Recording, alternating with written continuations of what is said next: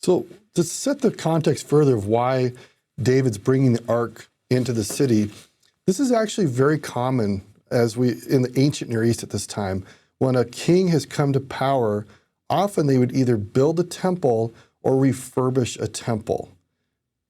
The sign here is that God is with the people, and it's now symbolically the Sabbath. There's rest. That creation has overcome all this chaos. If you go back to the creation story, there's all this chaos, this mingling and bumbling and jumbling of all this disorder, and God's role is to create boundaries and put order where there's chaos.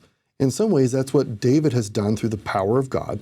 He has put order into the kingdom. So creation has been complete, and it's now time to rest.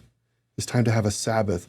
And so it's like we're inviting God to his holy hill where he can have his Sabbath rest at the temple.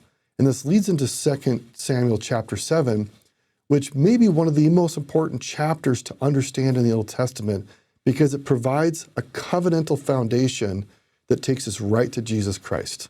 And it's all about David now having rest from God, and he starts to build himself a palace. He's like, God's been living in a tent for hundreds of years. I live in a house. I should build a house or a temple to God. And God says, I have something better, David.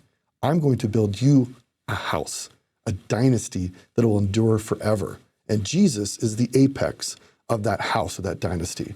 So all these stories are kind of culminating right here of this temple text, this covenantal, this eternal Davidic covenant that God gives to David in 2 Samuel chapter 7.